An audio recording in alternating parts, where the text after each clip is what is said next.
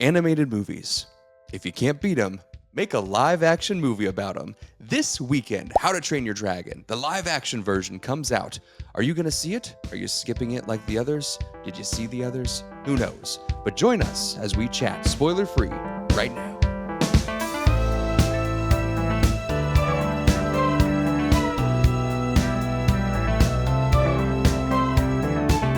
This is Popcorn for Breakfast, presented by St. Louis Area Smoothie Kings.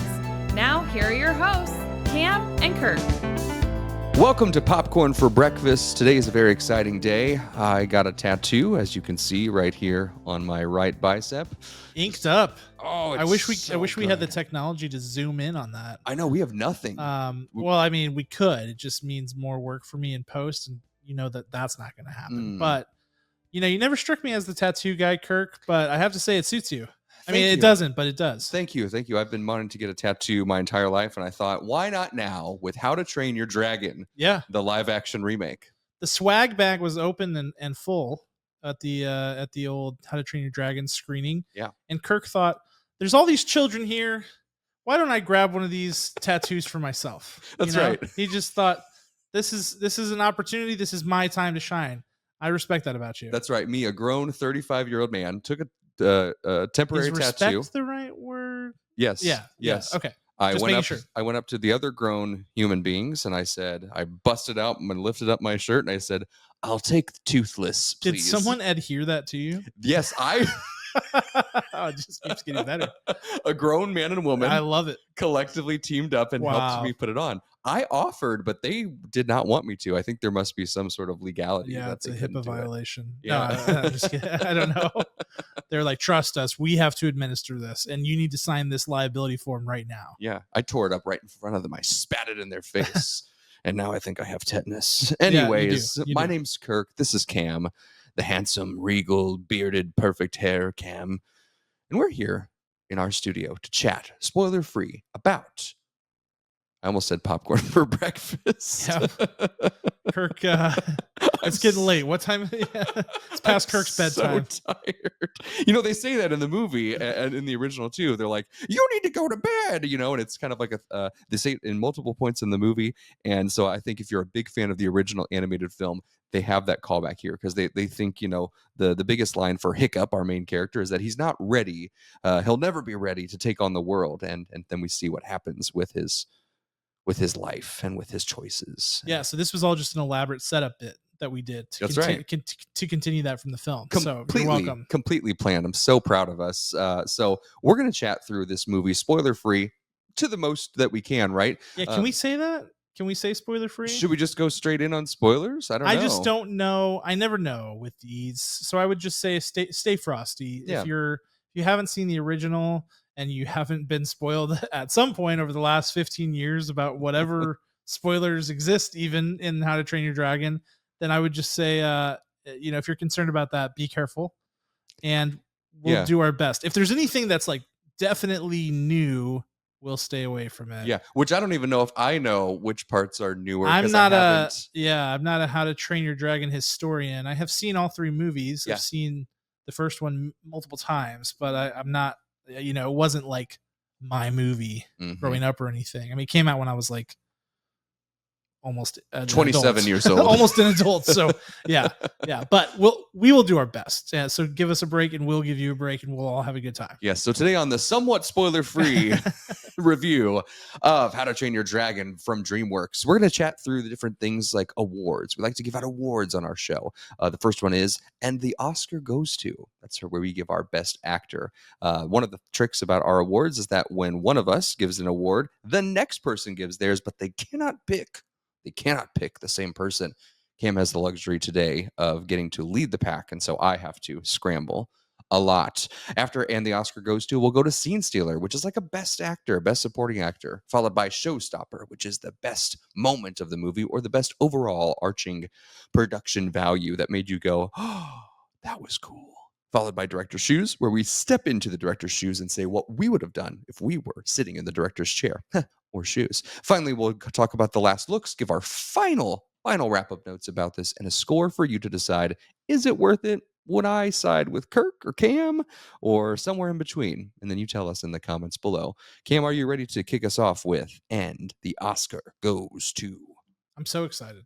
So this is live action, right? This is no longer the animated world. So when we talk about analyzing performances, we're talking about a full performance, not just a voice performance here. So in this movie, the two main characters are played by young actors. Mason Thames plays Hiccup, and then Nico Parker. I'm just gonna hiccup You're every the time. worst. Can we get him out of here? Can somebody, whoever's in charge of Kirk, yeah, I want the Hook from the Apollo Theater to just drag you out by the neck. This is ridiculous. I can't work under these conditions. Just look into my tattoo. Absolutely not. And then Nico Parker plays Astrid, and I think their dynamic in the animated movie is really great. And one of the great things about the movie that has made it withstand the test of time and has helped that particular movie burrow its way into people's souls and stick with them over the years. So it's natural for me to want to go to one of these two young actors, and I'm going to go with Nico Parker, who plays Astrid. Nico Parker, my first memory of her as an actor is actually from The Last of Us. She played Joel's daughter. I think Sarah is her name, if I remember correctly. And she, I just recently rewatched The Last of Us, though obviously didn't retain much from my multiple playthroughs of the game as well as the show. But she plays Sarah in the show. And when I saw her in my watch through the show, I was like, oh, that's who the girl from How to Train Your Dragon is, because I recognized her from the trailers. I really like this performance from her. It's not perfect. It's got blemishes, but I am not somebody who understands acting technique because I'm not an actor. I'll leave that to Kirk. But here's what I will say is that just whenever I watch an acting performance and I'm trying to analyze it, it's really about how convincing are they? Simply, I'm not going to get into the techniques and all that, but just do they help me pause my or suspend my disbelief and make me believe that they're there? And what I really like about this performance is that she didn't try to be Astrid from the original movie. She just made a new character, and it was the same character because it's written, it's the same story. So, but it was her take on the character, and that's what I really want to see a lot of times from these live action remakes. I don't want to see you do an impression of the character from the original movie. If we're going to do that, then what are we doing? Like, what are we doing? And so, even though there were times where I felt like, I don't know, not as convincing, but most of the time she was really good, and I felt like she was emoting really well. I felt like her emotional dynamics were solid, particularly in the latter half of the movie where she starts to get to explore her character a little bit more because that's where the script takes it. And so overall, I just thought she was really good. I connected with her very well. I think she's got a lot of talent and ability and will be able to, as she gets older, learn more and do more great things. But there are flashes of really, really good potential in this movie, and so I got to give it to Nico Parker for that. Nico Parker, she's a funny one. I hated her in The Last of Us. Oh, really? I did not like her performance in that. Then she immediately rolled out with a Hulu original film with Woody Harrelson entitled Suncoast. Yeah. Loved her in that, and I loved her in this, and you stole my choice for Oh, and no. the Oscar goes to. She was wonderful. She carried this movie on her back. Easily. Easily. She's the top tier right there. She's gonna have her say before it's all said and done in this industry. She's gonna be able to do some things. Oh yeah. And she deserves it. I bet she got to take those dragons home. Like when people take things from set, like I bet she got to take her dragon home. The rest had to stay at the island that they shot this on. You have earned it. That's right. So I can only go with something else. This is very hard because I was not trying, I promise. Sometimes I do try because I'm evil, but I honestly wasn't this time. This one's very hard because she is the only choice for this. So I'm having to reshuffle all of my notes around, and I guess I have to go with the person who played their character the best. Behind her would be Mr. Nick Frost. Dang it. Stole my scene stealer. Nick Frost, from Shaun of the Dead and anything with Simon Pegg in it. He is the sidekick, and he plays a very good sidekick, and he plays an excellent role here. What do they call that? Sorry. What do they call that? Is it the Cornetto trilogy? Where it's Hot Fuzz and Shaun of the Dead and then Oh, because that's the director, like right? World's End or something like At that. World's Yeah, End. Yep. yeah, yeah, yeah, Mhm. yeah. So Yeah. Yeah. So he's fantastic. He is delightful. He is clearly the one with the acting chops. You know when you see a movie and you're like, why is that person so funny? It's because they've been studying comedy their entire life and they just know exactly how to change the inflection of the line that's given to them. Take a pause, look left, look right, look wherever they need to, and crack the joke. And he does it. And then he also has some very just like normal character execution moments where he's like, okay, I have a weapon and I have to use it properly. He's really well rounded. And he utilizes every prop to its fullest potential. And when I say that, it's that he works with a lot of props in this movie, and he's not just doing a bit. He's not just holding it. There are other characters in this movie, specifically Nico Parker, who throws a weapon, and I turned to Cam and I said, "That's not how you throw an axe." Or, and I'm shocked that they didn't stop that before. But Nick Frost has done a very nice job, and I applaud him for a good effort for this role. yeah, I think I want to talk about Mason Thames a little bit because I think that's the thing people will look at and go, Hmm. what's going on here? Glaring omission, right? Yeah. The lead role, like what's up? I really do think it comes down to, and I'm speaking personally, I can't say what your gripe is, and you can elaborate if you want to, but he was doing an impression of Hiccup all the way down to the emotes, all the way down to everything. He just was trying to give that performance. He was trying to mimic and copy that performance, and it didn't work for a lot of reasons because it never will work. But also, I think his physicality was like his physical acting was all over the place. I just didn't think there were so many moments where I'm just like I'm not seeing Hiccup right now. I'm not seeing a character. I'm seeing a person trying really really hard to be a character. Yeah, I don't get the appeal of him, Uh-huh. honestly. He's one of the most uninteresting actors I've seen on screen. He got, his big breakout was Black Phone with Yeah. Ethan Hawke. That movie, I mean, that's not really even that great of a movie, and it's getting a sequel. Same thing here. He's kicking off two different franchises, and he's just bleh. Like there's he doesn't even have like the like a unique look. Like a lot of times when you see actors kind of explode, like Timothy Chalamet, at least he looks kind of unique and interesting, right? Yep. And obviously I don't like Timothy, but he's way better than this kid. I just don't understand uh what got this guy, what landed I think it's the Mason look. the lead role. But there's so many people that look more like that character than this guy. Possibly. There were times at the movie where I'm like, okay, I get it based on the look. It was like specific things that I'm like, okay, I get it based on the look. And I don't think he's terrible. I didn't think he was terrible on the Black Phone. I didn't think he was great in this at all. No. And I don't know. Again, I think I'm not going to go out and say that he's a bad actor. I just think it was not a great performance. He's a bad actor. Okay. You can say that. I will let you say that. I will not. I will not. Let's move on. So I want to talk about Scene Stealer, but I have to give it to you first, Cam. Who is your Scene Stealer tonight? Yeah, so now I'm scrambling because I was totally gunning for Nick Frost the whole way. But that's okay. I am gonna go with a different actor, obviously. And I'm gonna go with Gabriel Howell, who played Snot Lout. Oh yeah.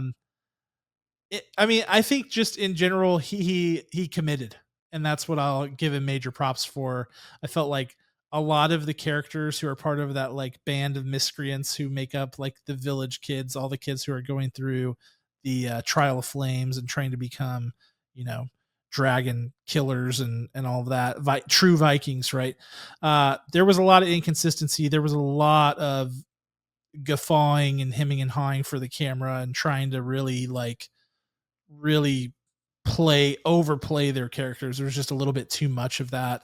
But Snot Loud, even though there were moments of that he kind of was too in on the joke or was overplaying it. There's like this subplot that I don't necessarily remember from the original movie that is bizarre, but his comedic instincts are good. I thought his comedic instincts were really good, and he committed really well to his role, and that's really like mostly what those characters are there for is comic relief. And I thought he was the one who delivered it the most laughs per capita out of that crew. So I give him props for that. Shout out Gabriel Howell. That's true. That's true. He did a pretty decent job. In fact, if this was a Broadway play, he would have been the understudy to Hiccup's role, and he would have stolen the show. Uh-huh. I feel like that kid should have been the face of this movie. He was, yeah, he brings a lot more dynamic contrast to the table. Yeah. Like, to what your point about, like, Mason Thames' performance was a little bit flat. I mean, it was flat. Yeah. He brings more of that, like, pow, like Energy. Yeah, energy. Care. Yeah.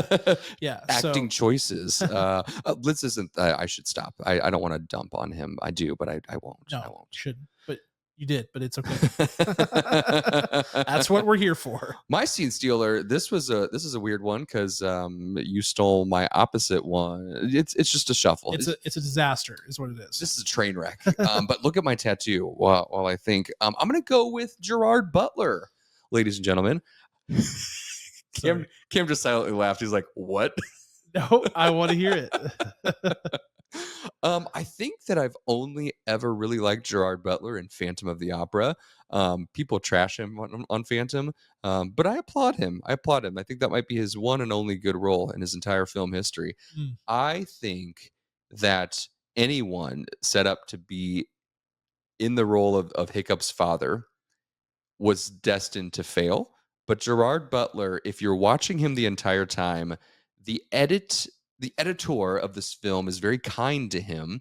And you see these moments where he's really like switching gears and he's delivering speeches, and then he's contemplating, like, was I too harsh? Or no, I need to step up. I need to be brave. I need to carry the strength of my people, of my city, of my village. And there's some really over the top stuff that they try to sprinkle in.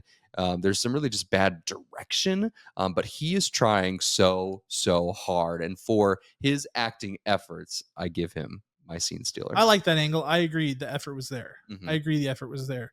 There's a lot of yelling from Gerard Butler. Lots of yelling. Which, I mean, that's kind of his deal. You think 300, like, that's what made him famous, is yelling. Absolutely. And his physique, which is obviously amazing. He originated the role of Stoic in the original movie. So he's reprising his role in live action form. So yeah, I give credit for effort. Too much yelling. A lot of yelling. It plays way better, obviously, in an animated setting because yeah. You don't, the physicality, the animators can do anything, and they can, and really there's not, it's a much more controlled environment. And yeah, I don't think he even yells that much in the animated role, but maybe I'm wrong. No, the scene that they show in the trailer all the time, they've killed hundreds of us, but we've killed thousands of them, where they're yelling at each other. The line delivery is totally different in the original movie. Like, Hiccup is level, because that's who he is. He's a level guy. He's calm under pressure, doesn't lose his mind, doesn't go crazy. And Gerard Butler's line delivery is totally different too. So there's like there was this switch where they're like, I guess because they're trying to up the ante, it's like live action, bigger scale, bigger stakes. They just upped everything. Yeah. And I'm like, we don't need to up the volume. Volume is not something we need to go up on. No, because Gerard Butler can scream, but do you really want to blow his voice before he does Phantom of the Opera 2? I thought he was so. Phantom 2. I thought he was going to blow a blood vessel. Is what I was like, do we have medics on standby, please? We were close. Let's move on to Showstopper. This is a moment in the movie, either a single moment, a single scene, or something overarching throughout that you were like, oh, it took your breath away. Yeah, so I want to first applaud myself for not going on a rant about live action remakes yet. Hey, good self-awareness by us to have you open the episode because of that. And I have, for those who are new to the program, we would say a checkered history when it comes to ranting about live action remakes. And if I'm not careful, it may happen again. But turning over a new leaf, new studio, DreamWorks, this is their first live action remake. So I'm giving them their time here before I throw them in the smasher. But here's what I'll say. So this movie, again, it's like the spoiler thing. This movie is very similar to the original. I don't know that that's a surprise. I think there's two ways you can approach a live action remake. You can change a bunch of stuff and say, if we're going to remake this movie, we're going to take a totally different direction. That's my preference, to be honest with you, because I'm like, if we're going to do it different. That way it's like, this is the reason why we needed to remake this movie. They did not take that route. This was very similar in every possible conceivable way. But the one thing I really liked that stuck out to me as a true difference when we talk about converting this film and adapting it to live action. Sound design. I thought the sound design really lent itself to generate that scale. Lots of opportunity to go there, and we saw it in IMAX, so maybe my experience was a little more enhanced by that because enhanced sound. They do the thing before the the movie to get you like fired up. You're like, yeah, IMAX. You want to run through a brick wall. But there's the flying on Toothless. I mean, that's the scene that everybody wants to see with a beautiful, amazing score, iconic, and you feel the sound, the wind, the mist coming off of the ocean, the waves crashing, and also around Burke with the just the sound of the environment, the chains rattling, all of that stuff lent itself to the scale. And also whenever they're in the Trial of Flames like arena that they have there, making it sound really big, making it sound very dynamic. They understood that whenever you're making this live action, the biggest goal here is scale. And they reflected that in the sound design, I thought, very, very well. Yeah. Yeah, I think that's beautiful. I told Cam right before the movie started, like moments before, I said, when we get to the flying scenes, I just want to feel like I'm in Disney World on Soarin', and I want the floor to literally drop out. Can they do that in an IMAX theater? That's a 40X. Yeah. 40X. I want the floor to drop out. I want to be lifted. I want to kind of rock in my seat. I want the smells of everywhere they're at. I want water thrown at me. But that didn't happen. But that's okay. I'll forgive them. Next time I'll just do it. I'll just like bring a little mister gun. Oh, please. That'd be so great. I would love it. I would absolutely love it. My showstopper has to be the graphics. I really liked the CGI here.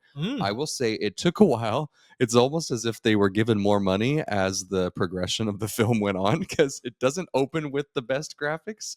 But then like by the end of it, you're like, oh my goodness, I could reach out and touch that. Like I know that I see the actors are real, and these dragons that they're riding on, they really looked like they were part of that world. And like more so, like I have torn down the new Godzilla movies, every last one of them. Yeah. They look awful. But this, I really bought into it. I really felt like they were flying. I really felt like when they accidentally kicked a part of an ear on the dragon, and the dragon kind of like looks, and then they kind of shuffle. Like that, yeah. They wiggle like a dog, and then they walk away. Like little things like that. I was like, wow, it's really impressive. Like the care that they took. They could have just kind of like erased that part so that the way the person's leg got all the way over. Lots of moments like that. So graphics, they took my breath away. I was very happy to see that.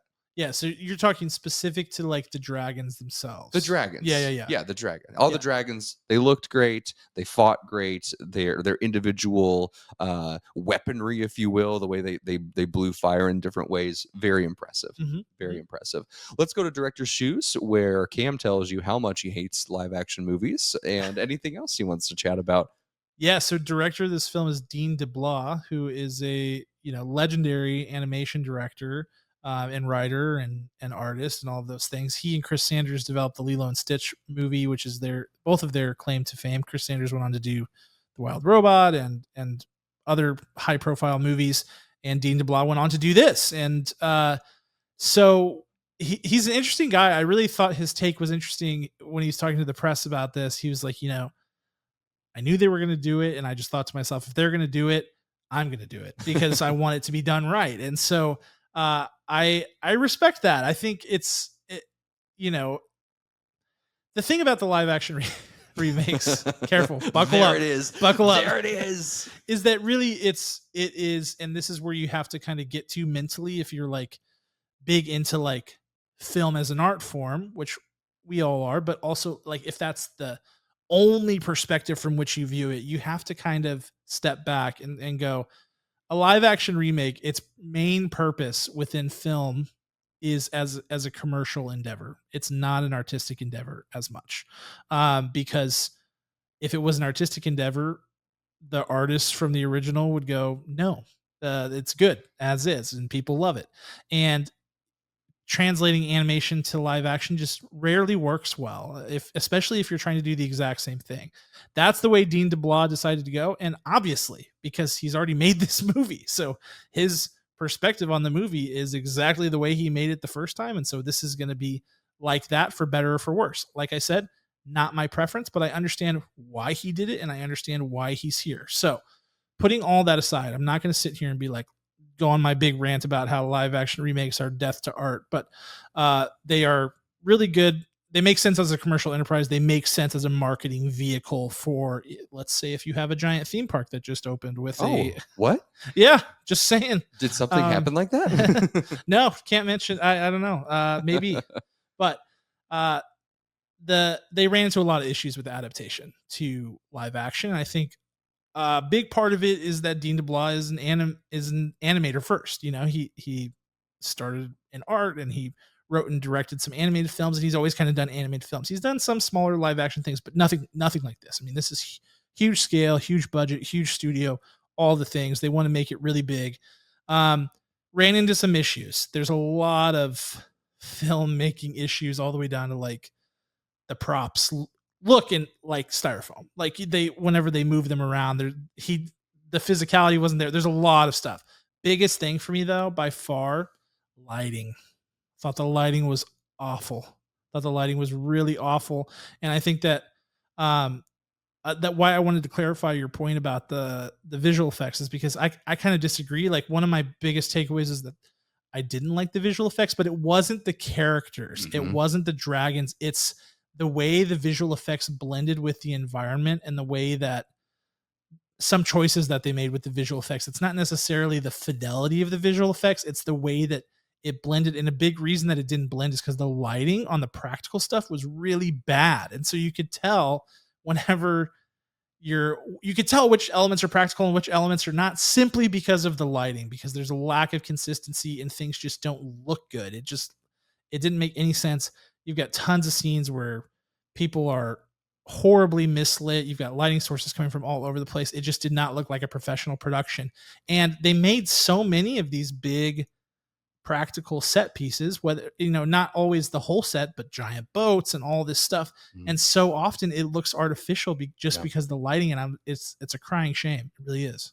I'm so glad you said they made these big set pieces, because that goes right into my first gripe in my director's shoes. Because you know what they didn't do with their big sets? The opening scene where they're showing the village. The village is called Burke, on this cliffside of wherever. And you're like, okay, let's start this movie. This is a live action adaptation of an animated film, and some of the worst CGI I've ever seen in my entire life. At the beginning, yeah. They cross over the village from afar, just so you can see where we're about to enter. And I'm like, you couldn't give me real houses on a cliffside? No, it was such.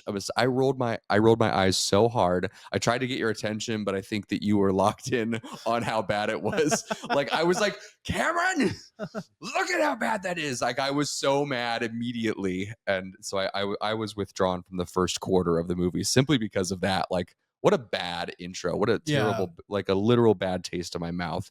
And then I also want to talk about, from my director's shoes, the mood of this movie is so heavy. I mean, much heavier. This is an adventure movie. There's dragons, and there's people fighting dragons and flying on dragons, and they get some of those feelings out with that atmosphere. But a lot of the time, we're just like dragged down, like, oh no, my mother's dead, and oh, I'm gonna be the chief one day, but I don't want to. Like, there's all of this drama, and although those are real story points from the original movie, there's so much more what's the word I'm looking for? Levity? There's so much more levity. In the original, is that what you're saying? Yes, in the original. For this one, what's another synonym for... I'm not going to leave this point until I have a good synonym. I'll set the stopwatch. For heavy... melancholy. Melancholy. Yeah, melancholy. Sorry, I thought you were going the opposite way, so I did not help you at all. I think I meant it, but I like the word melancholy.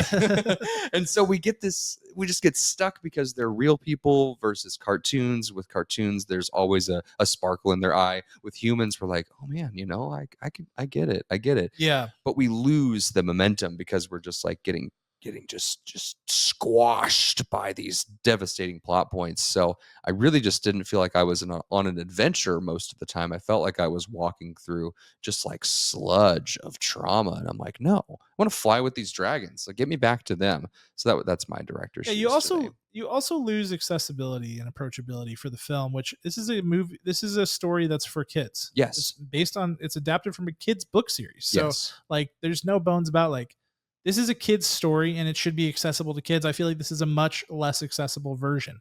The dragons look scarier. Like Toothless looks quite scary at times, which that kind of happens a little bit in the later films anyway, just because of where they take the story. But not like this. I mean, this is very real, and so I think it's hard for a character that's like this beloved, like Poochie like character to look that way and Yeah. to look much more real. And I just like, is this? It feels like we're heading in the wrong direction here rather than the right direction. Like, we don't want to sacrifice the accessibility of this film for scale. We Right. definitely don't, because that defeats the whole purpose. You know what's funny?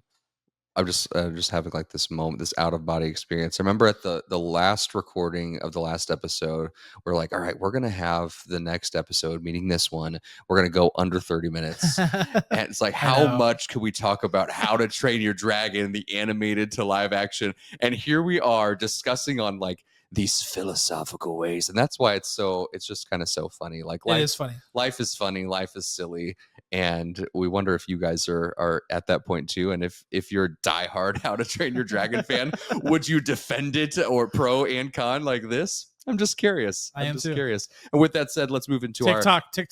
I want that pizza party. Let's talk about our last looks, final thoughts, and feelings about How to Train Your Dragon 2025. Yeah, so I think my feelings come back to that point I made earlier about live action remakes being more of a commercial endeavor than an artistic endeavor, and so I'm viewing it through that lens, and that lens only because if you start to go down like the whole, how do I feel about this movie as a piece of art? Let's take the original out of it. Let's look at this as a piece of art. You can't actually. It just all falls apart. It doesn't exist without the original movie, and it doesn't exist without the idea being tapping into that nostalgia and getting everybody to come back to theaters. So I have to factor that into my viewpoint. From that viewpoint, I think the people who are looking for that, who are trying to like nostalgia farm a little bit, you'll get that. If this was like your movie as a kid, and for many people it really is. This movie means a lot to a lot of people, and it's a beautiful story. There's a lot of really good pieces to it. I only saw it when I was adult, much later, like literally like last year was the first time I saw it. And I was expecting to be underwhelmed, and I was really touched by the story. So I think if you're one of those people who this is your movie, I think there will be plenty for you in terms of like reliving that in a different way, having a new experience with it. I think that's great, and I hope you do, and I hope that, you know, if you go with your kids, I hope they enjoy it, etc. For me though, like, there's nothing that this movie does that's better than the original. Not one thing, truly.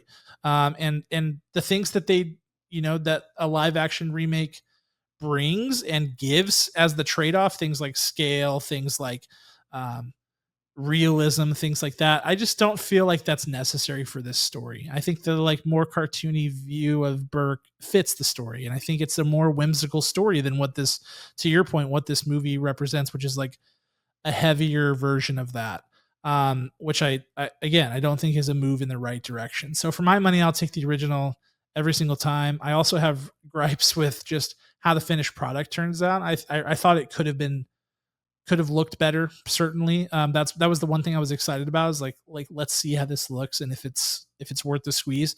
And I was underwhelmed by that. So I think it's okay. I think, you know, depending on where your head's at, you might get a lot out of it, but you might get very little out of it as well. And that's kind of where I'm at. So I'm not going to go crazy low on it.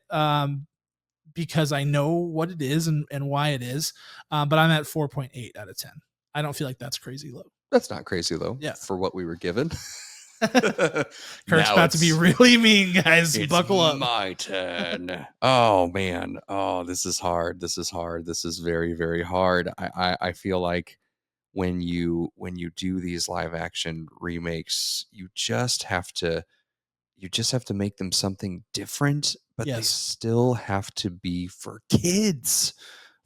Even even like some of the darkest things, like in The Lion King, where as a child in the 90s you saw Mufasa literally die. That movie is joyful. Yeah, it Like, is. It is. that's a dark moment, but man, does Hakuna Matata come real quick after that to pick up the pieces? It sure does. There's nothing picking up the pieces as you walk through this. I really champion the animated series so much more than this. In fact, seeing this has inspired me. I want to go back and watch the original 3 Yeah, yeah. because there's something very magical about them, and I didn't feel the magic here, unfortunately. Go see it. Especially depending on how old your kids are. I think the younger they are, the more they will not like it. But if they are, shoot, I mean, probably maybe between like 10 and 12, you might have a solid spot for people I would like say like 8 to 12. like It's probably the sweet spot. yeah, like I still like cartoons, but I really want to get something with a little bite to it. Yeah, yeah, yeah. But be prepared because again, that final boss monster is very scary. I was a little scared. Very Okay, gross too. Yeah. I grabbed Cameron's arm at one point You did. because I was nervous. Mine is not as nice. My score is not as nice. One final thing before I give you that score, just to keep you in anticipation, is that there was weird controversy surrounding Nico Parker being cast as Astrid. If you were one of those people angry because you've read the book, you've seen the movie, just know that again, she is the best part of this movie, and it doesn't matter 100%. anything else other than her incredible performance. So if you go in there saying like she doesn't look the same, just know that she is the best part of this movie without any other question right there. So my final score, the 2 points go straight to her. It's 2.0 out of 10 kernels. Sheesh. That's a stinker. That's a stinker, Kirk. It's a stinker, but maybe I'm wrong. And if you think I'm wrong, tell me. I mean, my address is 764. No, but I do want to hit on one thing you said. I like that at the beginning of your last looks, you said this is really, really hard.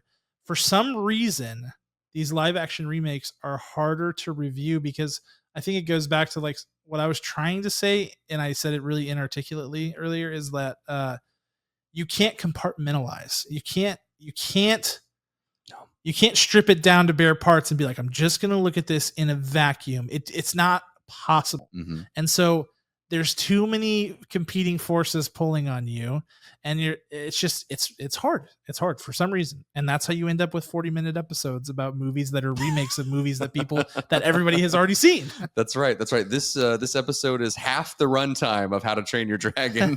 So you pick how you want to choose your time. Do you want to listen to us somewhat spoiler free?